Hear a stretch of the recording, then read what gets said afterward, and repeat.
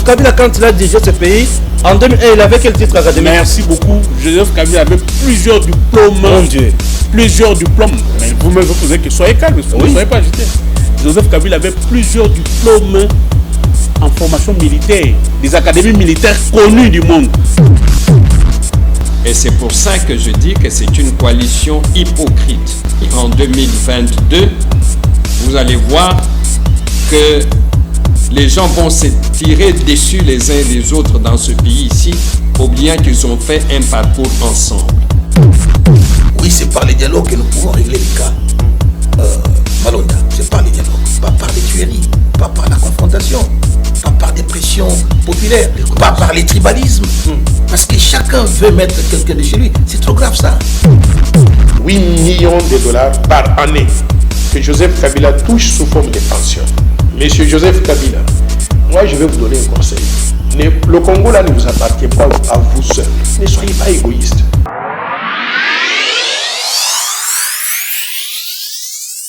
Merci à vous tous qui nous suivez de partout, chers compatriotes. Bienvenue dans votre émission Tango Koki. Tango Koki, nous avons l'honneur et le réel plaisir aujourd'hui de vous parler, bien sûr, de ce qui se passe au niveau de l'Assemblée nationale avec les propositions Obé Menapou et Sakata.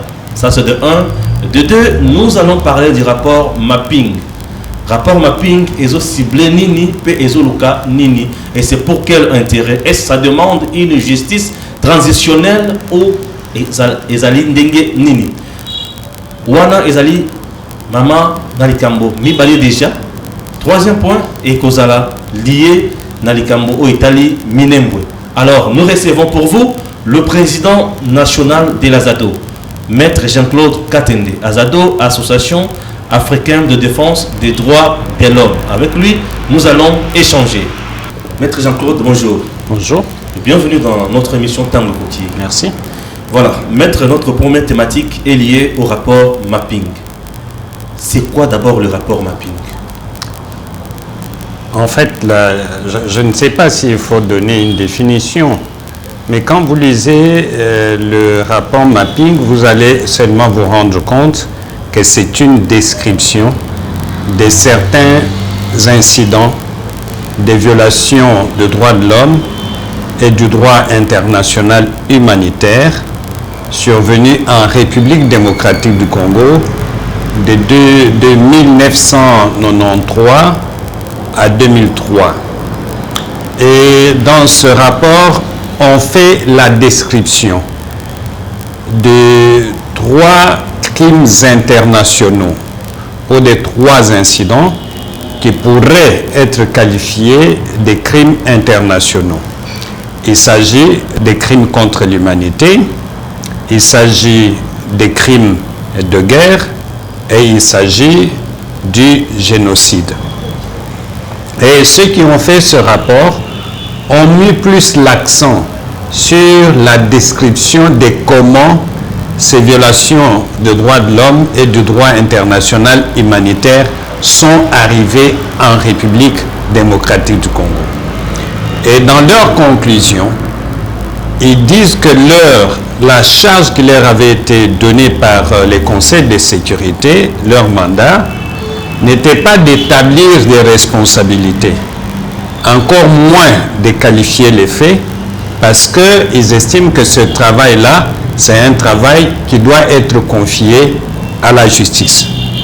De dire si les faits qui sont établis dans ces rapports constituent des crimes contre l'humanité, constituent des crimes de guerre ou constituent tout simplement des crimes de génocide. Et c'est à la justice encore de pouvoir identifier quelles sont les personnes congolaises comme étrangères qui étaient derrière ces événements-là. Voilà brièvement ce que je peux décrire comme étant le rapport mapping. Maître Jean-Claude Katende, nous aimerions savoir qui ont concouru à l'élaboration de ces rapports, la source en fait. Il faut dire que quand vous lisez le rapport, vous allez voir qu'il y a les officiels de la République démocratique du Congo qui ont parlé avec les enquêteurs. Vous avez les ONG de droits de l'homme D'ailleurs, vous allez voir que l'Azado est cité dans ce rapport plusieurs fois parce que les enquêteurs ont été en contact avec nous, en contact aussi avec d'autres organisations de droits de l'homme, mais aussi en contact avec certaines personnalités des pays étrangers qui étaient impliqués dans les incidents dont le rapport parle. Donc, ils ont vu presque tout le monde. Maître, hier c'était le 1er octobre, on nous a dit que ça faisait 10 ans depuis que ces rapports existent, mais de par le différents billets que nous avons vus circuler, nous avons vu de banderoles, le Congolais demandait à ce que Mapping s'élève, ils ont écrit debout Mapping. On peut savoir pourquoi est-ce qu'ils ont réclamé à ce qu'il y ait le soulèvement du Mapping? Je pense que cela fait 10 ans. Oui. Que ce rapport important a été mis dans les tiroirs des Nations Unies, mais aussi de la République démocratique du Congo. 10 ans après, les victimes continuent à réclamer justice. Et donc, les gens estiment qu'il est temps aujourd'hui de pouvoir dépoussiérer ce rapport et lui donner la vie. La vie, ça veut dire mettre en place une justice qui puisse s'occuper de donner suite aux recommandations qui sont dans ces rapports. Nous estimons pour notre part que si nous en sommes arrivés à cette situation, c'est qu'il y a la part de la communauté internationale qui devait appuyer la République démocratique du Congo et surtout insister pour que les crimes qui sont décrits dans ce rapport ne restent pas sans solution. Deuxième chose, il s'agit de timide engagement des autorités congolaises. Parce que vous savez que certains incidents qui sont décrits dans ce rapport impliquent certains responsables politiques qui sont au gouvernement, qui sont à l'Assemblée nationale, qui sont au Sénat, qui sont dans l'armée, qui sont dans la police. Et toutes ces personnes n'ont pas intérêt à ce que les rapports Mapping puissent être mis en œuvre. Voyez-vous, une bataille déjà perdue en avance. Non, je ne peux pas qualifier cela d'une bataille perdue en avance tant que ce rapport sera là, tant que les victimes vont continuer à réclamer justice, tant que la communauté internationale se sentira coupable. Parce qu'il y a eu plus de 617 incidents. Plus de 617 incidents. Et quand vous lisez ce rapport, vous pouvez voir la méchanceté de toutes les forces qui étaient en guerre en République démocratique du Congo. L'AFDL, le Rwanda, l'Ouganda, le Burundi. Ils ont tué énormément les gens. Oui. Et si vous voulez comprendre aujourd'hui la faiblesse de la République démocratique du Congo au niveau des institutions politiques, au niveau de l'armée, au niveau de la police, au niveau des services de sécurité, et même l'infiltration de notre système, qu'il soit politique, qu'il soit sécuritaire, il faut lire ces rapports. Parce que ceux qui étaient venus ici, l'AFDL et le Rwanda et les autres pays, avaient pour objectif d'éliminer tous ceux qui maîtrisaient la gestion du pays, tous ceux qui avaient les systèmes sécuritaires du pays dans leurs mains, pour en fait introduire dans ces systèmes des personnes étrangères, pour introduire dans ces systèmes des personnes qui n'étaient pas formées et qui ne connaissent pas le pays. Donc, le rapport Mapping vous révèle tout ce qui s'est passé et l'objectif qui était poursuivi. Président, vous mettez aussi l'accent sur le massacre et consort. Dites-nous, vous visez concrètement quoi? Vous cherchez une justice transitionnelle? Vous cherchez que les bourreaux de ces crimes soient punis? Concrètement, vous visez quoi? Vous ne pouvez pas laisser ça et puis passer au système pardon. Je pense qu'on ne peut pas reconstruire le Congo sans justice. Très bien. C'est impossible. Très bien. On ne peut pas atteindre la paix sans justice. C'est impossible. Oui. Et ce qui est en train de se faire dans notre pays, où vous avez des groupes rebelles qui acceptent de déposer les armes, on leur accorde l'amnistie. Ça va être un cycle qui ne finira jamais. Très bien. Parce que les gens se rendront compte que quand ils tueront d'autres Congolais, on finira toujours par, en fait, leur accorder l'amnistie, parce que l'amnistie, c'est quand même une décision grave. Ça veut dire, en d'autres termes, que les personnes qui ont commis toutes ces violations de droits de l'homme, on va les considérer comme n'ayant jamais fait quoi que ce soit. Parce que l'amnistie efface l'infraction et fait que la personne est considérée comme n'ayant jamais réalisé quelque chose. Et l'amnistie, je considère que si politiquement ça profite aux politiciens, mais l'amnistie ne profite pas aux victimes. Les victimes vivent l'injustice. Maintenant, quand vous prenez tout ce qui s'est passé en République démocratique du Congo, c'est inacceptable qu'on puisse se retrouver dans une situation où vous avez des gens qui ont perdu des frères, des sœurs, des parents, qui ont perdu des maisons parce que il faut dire qu'il y a eu quand même des crimes atroces dans ce pays, où on a bombardé des hôpitaux, on a bombardé des maisons entières, on a bombardé des églises, voyez-vous? Oui. Et plus loin, il y a eu même dans certains coins de la République démocratique du Congo des personnes qui ont été enterrées vivantes. Ce n'est pas possible. Je pense personnellement que la politique du pardon, c'est une bonne politique, mais je pense qu'on ne peut pas pardonner tout le monde. Il faut qu'on arrive à un moment donné à déterminer l'échelle des valeurs pour dire que tel crime peut faire l'objet du pardon, tel autre ne peut pas être pardonné. Il faut que ces personnes rendent des comptes à la justice.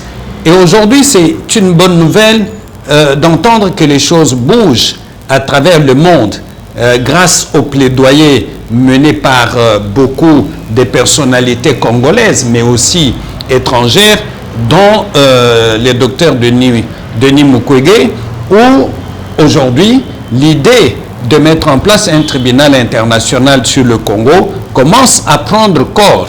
Et ça, c'était une lutte de tout le monde, et je pense que c'est ce que nous devons appuyer. Tant qu'on ne mettra pas la justice en place, le Congo n'avancera pas. Pour que le Congo avance, il ne faut pas qu'on voie dans nos institutions, au sein du gouvernement, du Sénat, de l'armée, des personnalités qui sont connues pour avoir été auteurs, pour avoir été derrière tous ces massacres qu'on a connus à travers le Congo. C'est une insulte à la mémoire des morts. Le tribunal, pourquoi Bien sûr, mais avant d'y arriver, j'aimerais d'abord savoir, maître, si vous me le permettez, vous avez dit que le pays ne pourrait pas avancer, ne pourrait pas se développer sans la justice. Vous avez également fait allusion à l'impunité quant au massacre lié à l'est du pays. Mais une question, vous, qu'est-ce qui freine la justice quant à cela? Non, mais je l'ai dit. Il y a d'abord les pays voisins, comme le Rwanda. Ce sont eux qui freinent la justice congolaise à agir. Non, j'ai dit qu'il y a plusieurs personnes. Voyez-vous, dans l'état actuel de notre pays, la justice congolaise n'est pas à mesure de donner la suite aux recommandations du rapport Mapping.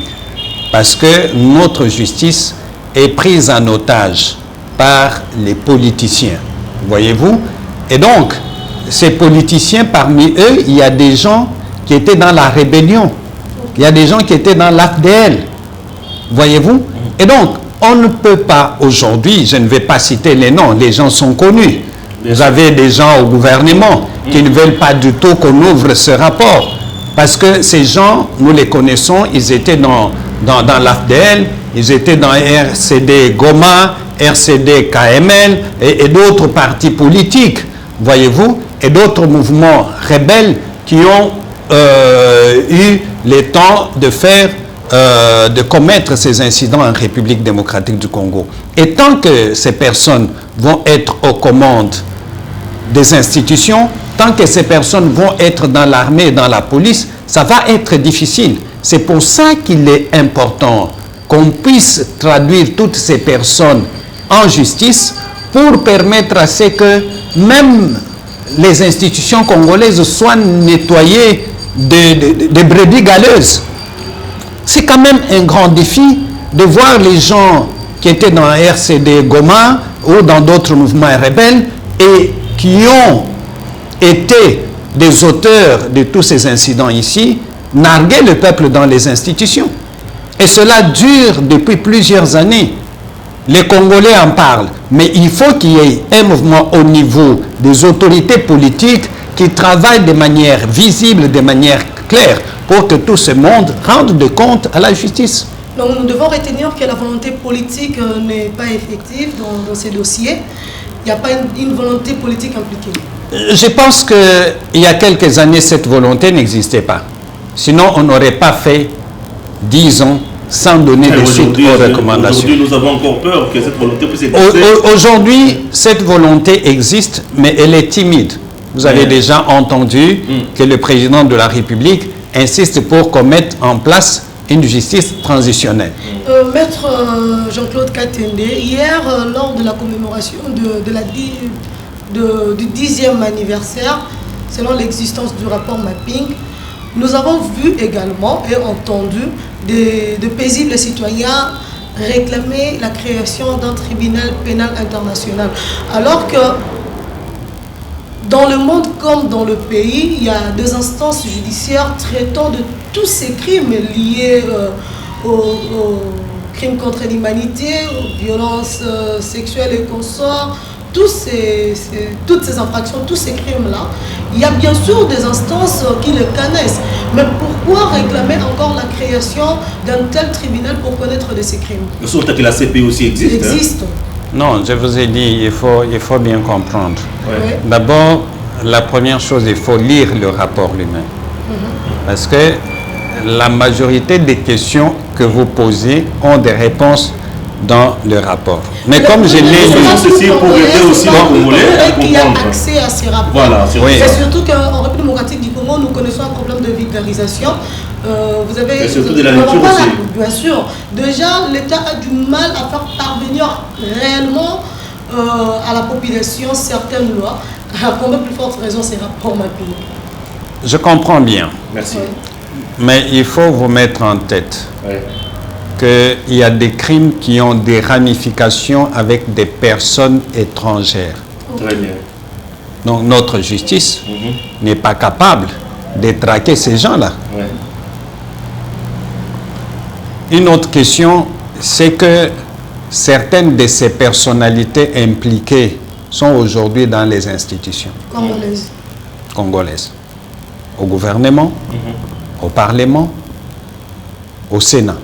Certaines. Et ces personnalités sont couvertes des immunités. Ouais.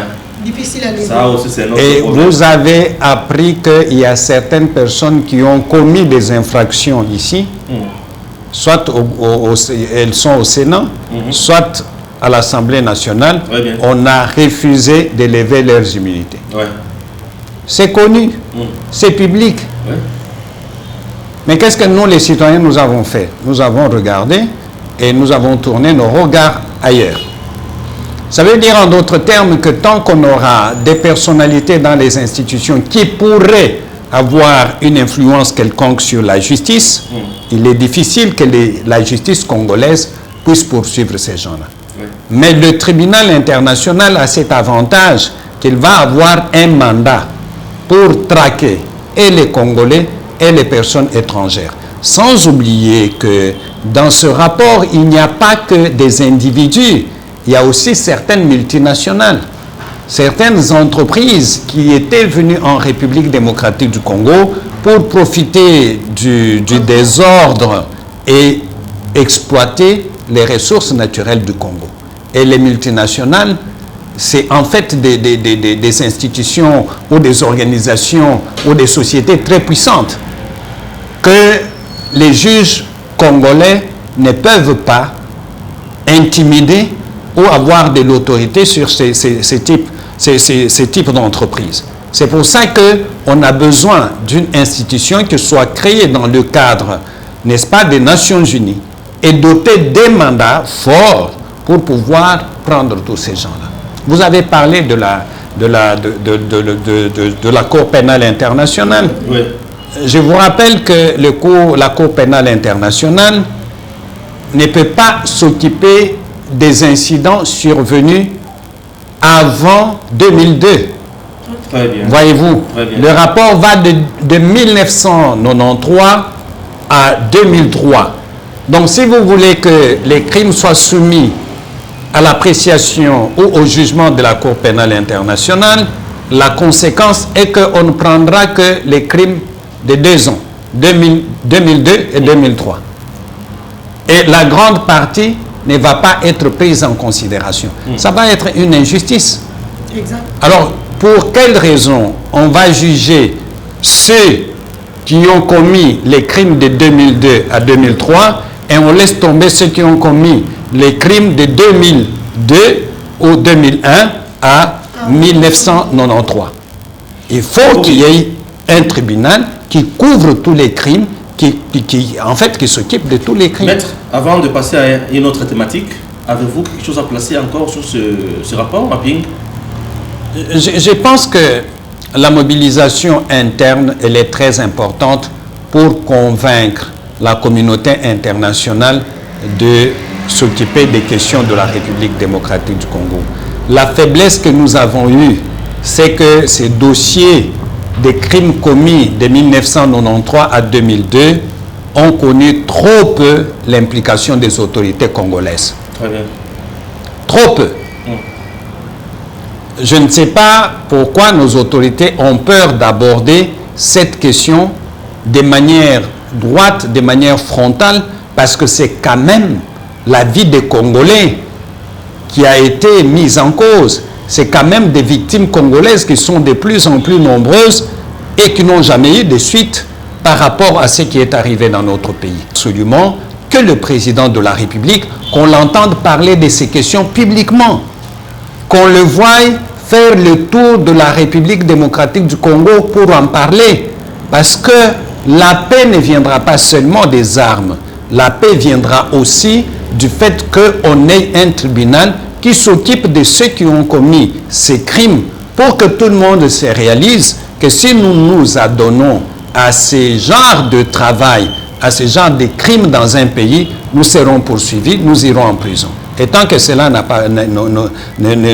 sera pas fait, nous allons continuer à assister à la multiplication de groupes rebelles comme il y en a maintenant. Très bien. Vous avez compris, chers compatriotes, que Tolobeli Yamoutuya sur le rapport mapping. Awa sikoyo, vous comprendre, batu ebele basali ba crime wana ba bomi batu, batumbi batu, bakundi batu ya bomoyi, baza ebele na institution, maître alobi bongo. Ebele bazana ba Sénat, bazana Assemblée nationale, nous sommes bazaki na pouvoir eux autres collègues tant nous sommes bazali en place mais batika toujours ba homme fort et ba multinational nous sommes ebele baza cité na carte la rapport eux. Alors, na mukuse maître Jean-Claude Asengi le président de la République atambola bisika nyonso wana asala ete makambo makende liboso justice et sala musala nango et ba créer pe cour pénale qu'est-ce que je dis, tribunal pénal international pour la kosambi sabato mususu oyo baza na kati ya rapport wana ya bamboka mususu po ete uta 2000 uta 1993 ti 2003 bato ebele bakufi pe bato ebele banyokwami mingi. Sasa ipitoleki na thématique na biso ya mibale. Thématique ya mibale ezolobela likambo ya loi Sakata et Minaku na Assemblée nationale. Marilou, vous avez la parole. Merci beaucoup, M. Stéphane, pour m'avoir fait cet honneur. Maître Jean-Claude Katenge, vous êtes au courant, bien sûr, de la réalité démocratique du Congo et surtout que vous êtes un activiste de droits humains. Maître Jean-Claude, vous savez qu'il n'y a pas très longtemps, il y a eu de manifestations liées à la contestation de trois propositions plutôt, de ces deux honorables députés nationaux, dont l'honorable Beminaku et Gali Sakata. Les Congolais ont dit non à ces trois propositions. Mais aujourd'hui, juste après la rentrée parlementaire de cette session septembre, le 15 septembre proclamée, nous nous rendons compte que ces trois propositions sont remises à table. Ce serait un défi ou bien pour rentrer dans le cadre de leurs attributions. Ils défient qui au juste? Non, je pense que ce qui se passe est extrêmement grave. Parce que les députés sont les représentants de citoyens. Exactement. Et par rapport à ces lois, vous l'avez mentionné, les citoyens ont dit non. C'est que nous considérons aujourd'hui que ceux qui sont au Parlement là-bas, dont Minaku et Sakata, ne nous représentent plus. Ils représentent là-bas, ils se représentent eux-mêmes et ils représentent leur regroupement politique. Parce que nous avons tous dit que ces 3 propositions de projets ont pour but de museler la justice. Or, les citoyens ont besoin d'une justice indépendante, une justice capable de s'occuper de tout le monde. Et il est nullement question que les magistrats soient mis sous les pieds du ministre de la Justice. Nous étions dans ces régimes-là avec le président Mobutu, nous connaissons les conséquences. Exactement. Donc nous ne pouvons pas rentrer là-bas. Au-delà du fait qu'ils ne comprennent pas qu'ils représentent le peuple, il faut souligner que c'est un défi lancé au peuple congolais, aux organisations de droits de l'homme que nous sommes et à d'autres institutions citoyennes. Et nous disons que nous ferons la même chose qu'on a fait il y a quelques mois, c'est-à-dire nous opposer à ces lois. Nous appellerons le président de la République à contribution pour qu'il ne puisse pas, n'est-ce pas, s'y promulguer ces lois. Nous savons qu'il y a une disposition dans notre Constitution qui voudrait que 15 jours après, si le président de la République ne l'a pas fait, les lois entrent en fonction d'office. Mais nous allons voir, nous en tant que citoyens, comment nous allons faire pour que ces lois ne puissent pas avoir d'effectivité. Parce que nous ne céderons pas. Ouais. Parce que nous croyons que les FCC voudraient contrôler de manière indue les institutions et nous n'allons pas le permettre. Ce qui est sûr, c'est que ces lois ne vont pas prendre corps parce qu'aujourd'hui les Congolais ont besoin d'une justice indépendante. Sakata et Minaku ont totalement tort et nous comprenons qu'ils ne travaillent pas pour les Congolais, ils travaillent pour eux-mêmes et pour leur regroupement politique parce qu'au sein du FCC, nous avons énormément de gens qui doivent rendre compte de leur gestion du pays aux citoyens et à la justice. Maître, concrètement, le peuple qui nous suit à la maison doit comprendre, vous reprochez quoi à ces lois, puisque Minaku et Sakata, pour eux, c'était des lois qui ne vont pas caporaliser la justice, mais qui vont plutôt renforcer le pouvoir judiciaire et mettre tout sur le rail. Non, il faut comprendre que les quelques procès qui ont eu lieu ici ont fait peur aux gens du FCC. Comment ça? Oui, bien sûr, parce que ils veulent, par exemple, que pour qu'on poursuive une personne, il faut qu'il y ait l'autorisation du ministre de la Justice. Et aujourd'hui, nous savons tous que le ministère de la Justice est tenu par les FCC. Ça veut dire en d'autres termes que c'est les FCC qui va commencer à donner l'autorisation. Arrêter qui veut. Exactement. Et ça, nous ne pouvons pas l'accepter. Ce sont des lois taillées sur mesure. Je souligne aussi le fait qu'ils veulent mettre le Conseil supérieur de la magistrature sous le contrôle du ministère de la Justice.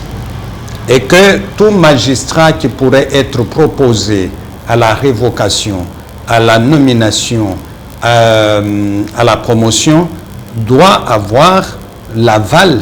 Ces actes-là du Conseil supérieur de la magistrature doivent passer par l'aval du ministre de la Justice.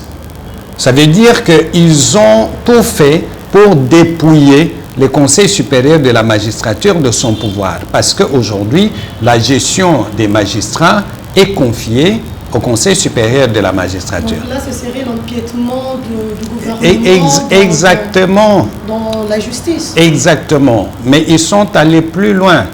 Parce que même dans le cadre du budget du pouvoir judiciaire, le ministre de la Justice doit pouvoir intervenir. Alors que ce budget fait partie même de l'indépendance de la magistrature. Et c'est lui qui donne son quitus pour les budgets en définitive. Il vous contrôle directement ou indirectement. Parce que si vous voulez avoir beaucoup plus de crédit, il faut avoir son accord. Et il peut faire en sorte que le pouvoir judiciaire n'ait pas de moyens suffisants pour mener ses actions. Ces pareilles lois, je crois que dans le contexte actuel, nous n'en avons pas besoin. Très horrible, maître Jean-Claude Katende. Politiquement, le FCC ou bien les auteurs de ces trois positions visent quoi? Ça c'est de 1. De 2, pourquoi tout le monde veut à tout prix contrôler la justice? Mais c'est évident. Parce que la justice te met en prison. Et il n'y a personne qui voudra aller en prison. C'est question de respecter les lois. Non, c'est ce que je dis.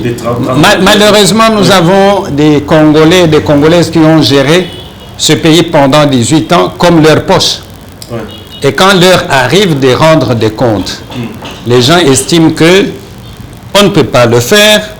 Et pour empêcher cette responsabilité, cette obligation de rendre des comptes, il faut contrôler la justice par le ministre de la Justice. C'est inacceptable. On ne peut pas construire l'état de droit sans une justice indépendante. Et on ne peut pas accepter dans le contexte actuel que la justice soit manipulée par le FCC. Maître, ce ne serait pas par rapport à l'électorat prochain? Je ne pense pas que les gens du FCC pensent à l'électorat. Ils pensent d'abord, parce que électorat signifie candidat.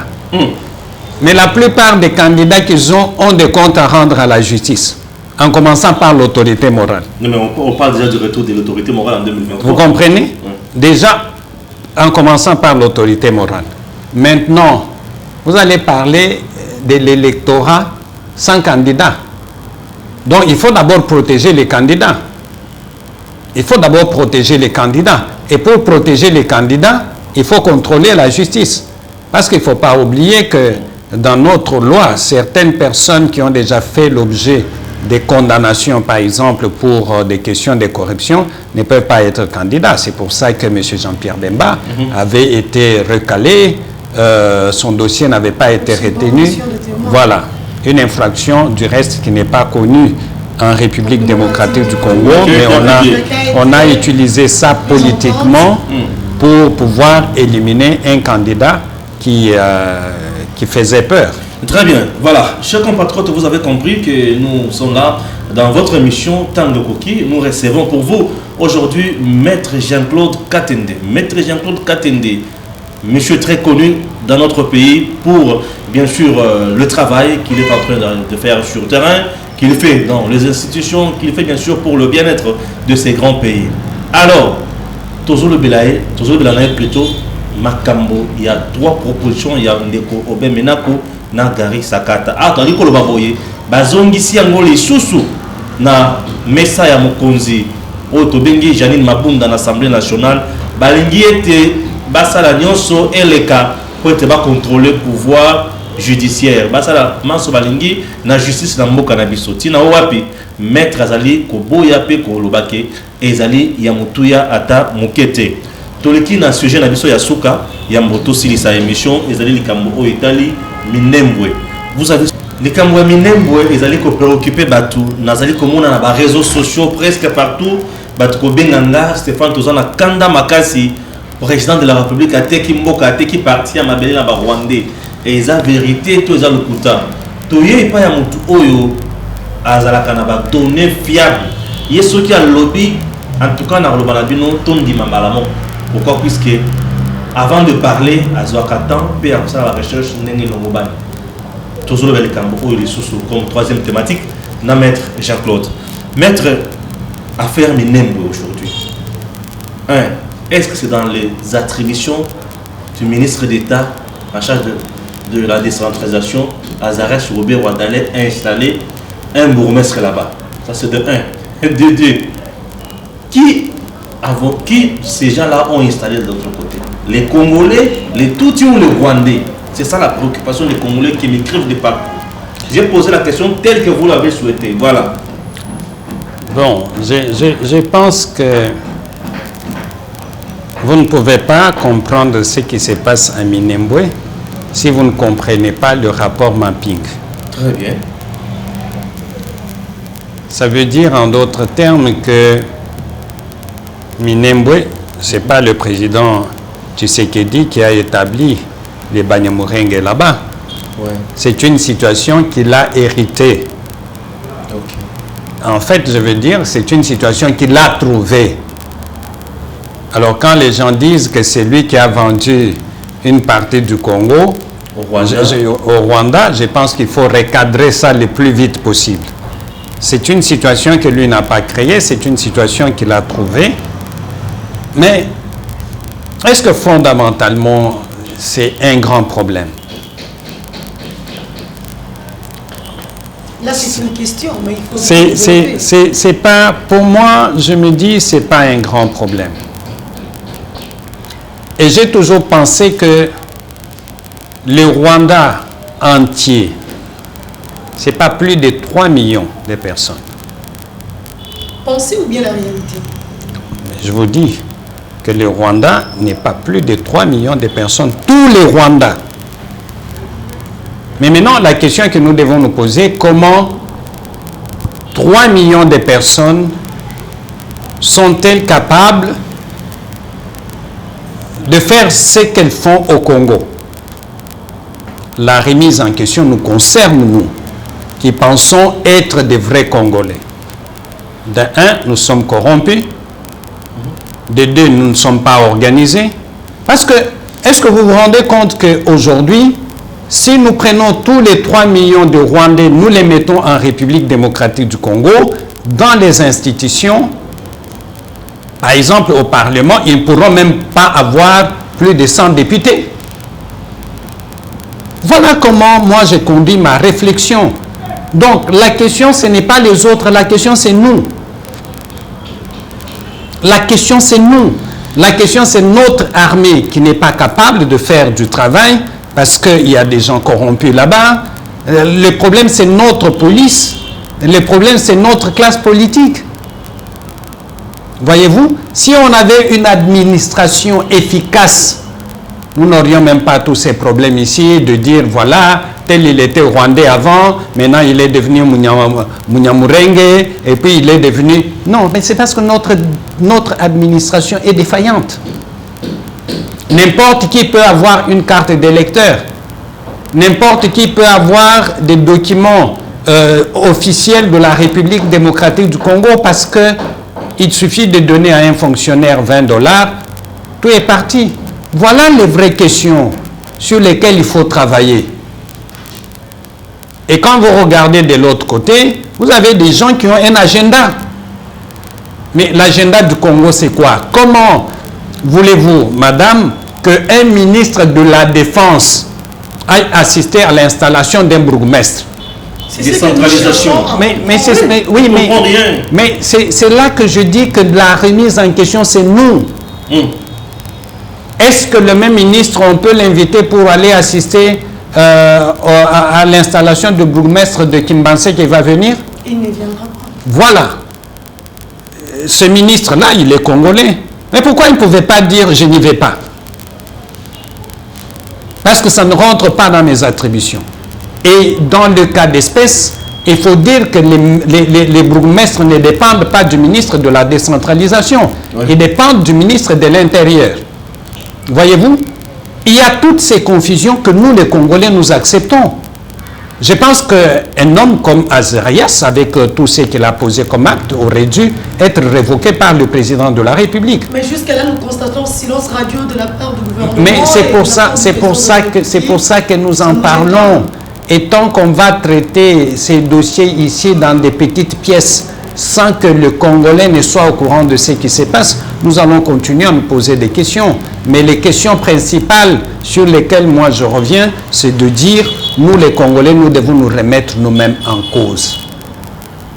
Le problème, c'est nous. Le problème, ce n'est pas les autres. Mais Maître Jean-Claude Katende, moi je pense que le problème c'est nous en question, la responsabilité majeure reviendrait à l'État congolais. Puisque quand nous lisons qui sont corrompus, ce n'est pas le petit peuple qui est corrompu. Tout le monde est corrompu, non, madame. À un certain niveau, par exemple, quand il s'agit de Minembwe, de l'Est du pays en général, ou bien du sud de la République démocratique du Congo, voire du côté ouest de la RDC pour parler de la province du Congo central, ce n'est pas tout le monde qui est corrompu. Ce sont le grand peuple, de majeurs. Ce sont eux qui sont corrompus. Ce sont eux qui vendent le pays. Ce sont eux qui sont des informateurs et consorts. Attendez. Quand nous entendons tout ça, le petit peuple dont vous parlez, ça l'intéresse? Ça l'intéresse pas? Oui, ça l'intéresse, mais seulement le peuple il n'aura pas gain de cause. Non, un peuple doit toujours se remettre en cause pour avancer. La première chose, nous devons considérer que le Congo, c'est notre pays. Ça veut dire, en d'autres termes, c'est notre bien. C'est comme vous êtes habillé là, vous avez votre blouse. Donc, vous avez le droit sur cette blouse-là. N'importe qui ne peut pas venir la déchirer ou chercher à vous la reprendre. Si quelqu'un le fait, vous allez voir comment vous allez réagir. Parce que vous êtes consciente que c'est votre blouse, c'est votre bien. Mais dans la plupart des cas, beaucoup de Congolais réagissent comme si la question des Minembwe était une question très lointaine. Ça ne les concerne pas. Voyez-vous? Donc, nous devons avoir des autorités politiques qui remettent la question d'une nation sur la table, en sorte que ce qui se passe à l'Est doit concerner celui qui est à Mwanda, même si c'est à autant de kilomètres. Mais ce patriotisme-là ne se construit pas seul. Il faut qu'il y ait des gens qui le construisent. Mais le problème, c'est que nous avons constaté qu'il y a une défaillance au sein de nos autorités, qui ne reviennent pas sur la question, qui ont peur d'aborder la question. Non, moi je ne crois pas que c'est la peur. Je crois que c'est une question de volonté. Il faudrait toujours y revenir. Non, je pense que c'est la peur. Voyez la question de l'ambassadeur du Rwanda qui est ici. Pourquoi on ne l'expulse pas? Les mêmes propos s'ils étaient... Non, mais c'est ce que j'ai dit. Les mêmes propos s'ils étaient tenus par un ambassadeur congolais au Rwanda, on l'aurait expulsé sans qu'aucune autorité congolaise n'ait levé le doigt. Et lors d'une des réunions... C'est une lâcheté, ce n'est pas la peur. Mais la lâcheté peut venir de la peur. Parce qu'on croit que si je fais ça, le Rwanda va réagir de telle ou telle autre manière. Nous devons nous départir de ça si nous voulons nous assumer. Très bien. À la réunion, je disais qu'à la réunion du Conseil des ministres, on avait dit que le gouvernement reviendrait sur la question concernant l'expulsion de l'ambassadeur. Mais aujourd'hui, c'est silence radio. Très horrible. Dernière question pour se quitter, maître. Dans l'espace Katanga, ça brille. C'est toujours Gédéon Kyungu et les autres. Quel mot vous placez là pour terminer l'émission? Je pense que ce qui est arrivé au Katanga, ce n'est pas la première ou la dernière fois. C'est déjà arrivé plusieurs fois où les Bakatakatanga prennent la ville de Lubumbashi sans qu'aucune autorité ne soit au courant. Des MIAP, je ne sais pas, le gouverneur. Tout le monde est surpris. De l'Intérieur. Alors, la question que je me pose, toutes ces autorités de l'ANR, des services de renseignement, des services de sécurité, les gouverneurs, ils font des affaires où ils travaillent pour l'État congolais. Ce ne serait pas question de complicité? Mais c'est pour ça que nous avons dit que les responsables politiques de l'armée, de la police, des services de sécurité dans le Haut-Katanga sont complices de ce qui se passe. Ce qui s'impose aujourd'hui, c'est que les autorités nationales organisent une vraie enquête pour trouver sur place quelles sont les personnes qui sont en complicité avec les Bakatakatanga et venir faire les mêmes enquêtes à Kinshasa, trouver les personnes qui sont concernées, les envoyer devant la justice pour qu'une fois les gens se mettent en tête qu'on ne peut pas continuer à exposer la vie des Congolais dans les incidents d'il y a 2 semaines, il y a eu 20 Congolais qui sont morts. C'est quand même trop. Même si c'était une seule personne, madame, l'État a l'obligation de protéger les Congolais pour que des individus qui ont déjà commis ce genre d'actes plusieurs fois ne soient pas tenus dans cette condition-là. Et ici, il faut quand même regretter que notre police et l'armée ont utilisé les armes de manière disproportionnée contre des personnes qui n'étaient pas fortement armées. Et donc, ça remet en cause même la formation de nos troupes. Parce que des troupes bien formées, bien organisées, pouvaient mater ces gens-là avec des stratégies de telle sorte qu'elles-mêmes se rendent. Merci beaucoup, chers compatriotes. Vous avez compris que nous sommes arrivés à la fin de notre émission Tango Koki. Tango Koki, toujours le bel makambo ya mboka sans complaisance. Pour être souci na biso ezarque. Oya malamu to le bakezo tambola malamu. Oya mabe to dénoncer yango, mais te proposer makanisi. Pour être mboka esala nini et kende obele boso. Batu bali ko nyokama, batu bali ko kufa. Tokokanga monoko te po ete musala biso ezali ya koloba na yango to yaki awa na bureau ya président ya Azado maître Jean-Claude Katende ayambi biso na kimia pene sengo pe ayanoli na mituna na biso esengo etondi na mitema ya ba congolais oyo balandi émission oyo et to senga na bakonzi bameka kosala musala ndenge elongo bani. Merci beaucoup à Marilou. Merci Marilou. Merci beaucoup, monsieur Stéphane. Merci à Gims, notre réalisateur, monteur, caméraman. Oui, l'homme à triple option. Il est là, il fait son travail. Merci. Et merci également à notre invité, Maître Jean-Claude Katende, de nous avoir accepté de répondre, bien sûr, à nos questions. Merci. Merci, Maître. Que Dieu bénisse la RDC et surtout que la peur quitte nos esprits. Et même s'il s'agit de mourir, tout coup faliwa aux alliés juste. Et à très bientôt.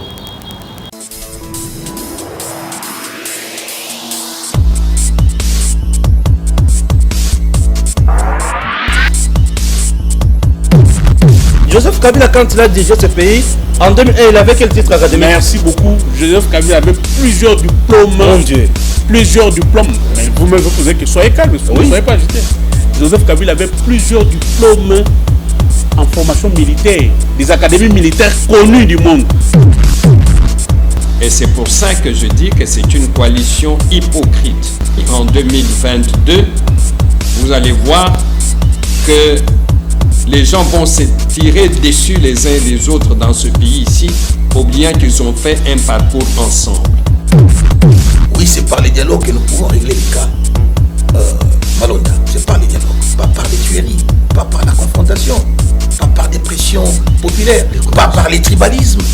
Parce que chacun veut mettre quelqu'un de chez lui. C'est trop grave ça. 8 millions de dollars par année que Joseph Kabila touche sous forme de pension. Monsieur Joseph Kabila, moi je vais vous donner un conseil. Le Congo là ne vous appartient pas à vous seul. Ne soyez pas égoïste.